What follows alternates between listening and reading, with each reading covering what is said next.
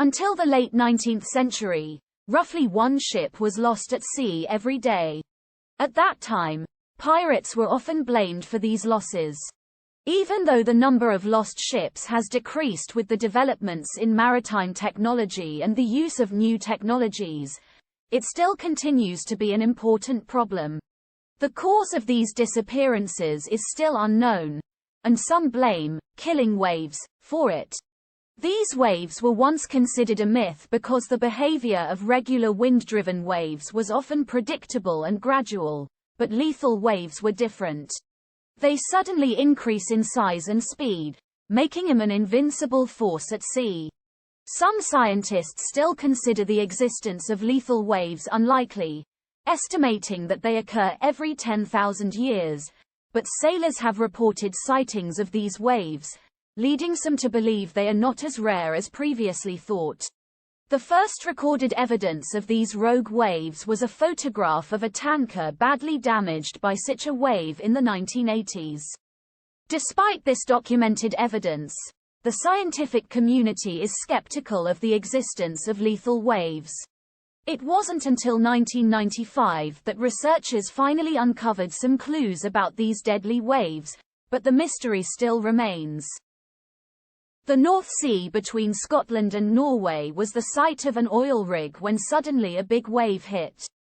The height of the first wave was recorded to be about 10 meters, and wave tracking tools on the platform, along with a laser wave recorder, captured this information, giving researchers a starting point for the study of the phenomenon known as nearly oil. Some scientists believe that there are several types of killing waves, each of which poses a deadly threat, but which one is the most dangerous remains a mystery.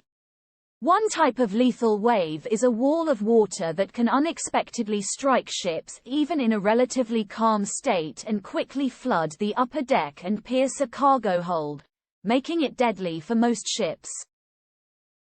This type of wave was encountered during the Norwegian Dream cruise ship voyage, striking the bow of the ship and causing the ship to capsize if the impact was strong enough. Another type of killer wave is the Three Sisters, which are three consecutive waves with the highest wave in the middle. These waves crash into a ship at regular intervals, making each subsequent blow stronger and more deadly. The scary thing about these waves is that they are unpredictable as they can pop up out of nowhere and quickly overturn a ship. Killing waves, also known as rogue waves, are a threat to ships at sea. These waves are characterized by their sudden and unexpected appearance as well as their immense height and destructive power. There are several types of lethal waves, including wall of water, hole in the sea, and square waves. The latter is considered the most dangerous, as it traps ships like a vice.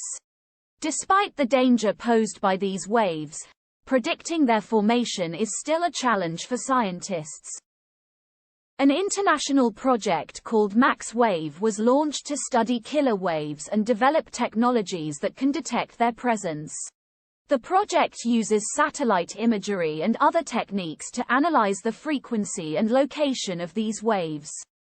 The goal is to create a worldwide atlas of all recorded fraudulent wave events that will help seafarers and shipping companies prepare for and avoid these dangerous waves. The scientific community continues to work to unravel the mystery of the deadly waves, but there is no guaranteed method yet to survive these dangerous phenomena. Ocean waves expert Professor Gunther Steinmeier of the Max Born Institute believes that the most reliable tool for avoiding lethal waves was invented long ago. Despite this, the possibility of a sudden and unexpected impact from these waves remains a threat. The Scientific Society is trying to create an atlas of recorded rogue wave events around the world through a project called Wave Atlas to improve security.